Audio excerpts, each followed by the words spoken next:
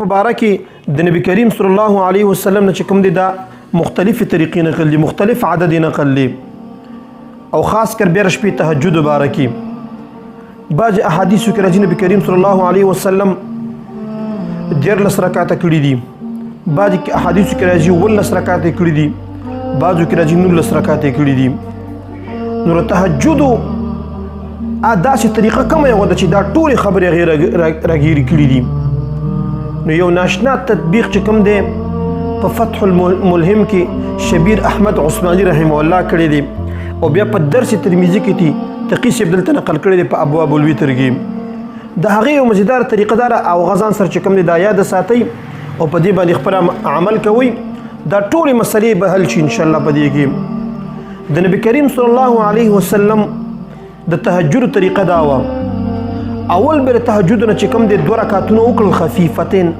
2 رکعاته به وکړل سپک غوندې به یې وکړل،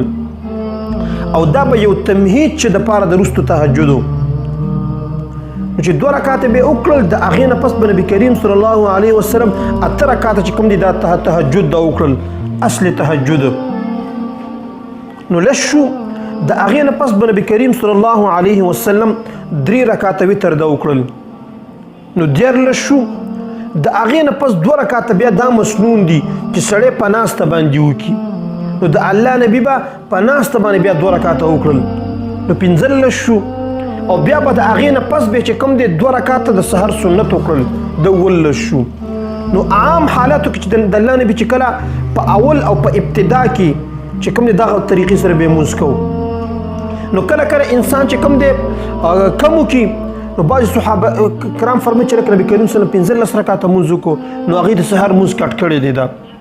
بعضې صحابه کرام وایي د الله نبي چې کوم دی دا 14 وکړل، نو هغې چې کوم دی هغه 2 رکعاته خفیفتین دا کټ کړي دي، او بعضې کسانو چې نبي کریم صلی الله علیه وسلم 14 دا وکړل، 14 یې څه کړل، دی چې کوم دی دا صلات تهجد مونځ یې وکړل، نو دی چې کوم دی هغه خفیفتین هم کټ کوي، او ورپسې صلات وتر پس چې کوم هغه 2 رکعاته خفیفتین هغه هم دی کټ کوي. دا او په آخره زمانه کې د الله نبي چې کوم دی ضعیف شو، کمزوری شو، نو بیا به 9 رکعاته کول. نو چې 9 رکعاته شي، بس چې کوم دی 4 رکعاته چې کوم دی تهجد شو، او 3 رکعاته چې کوم دی دغه وتر شو،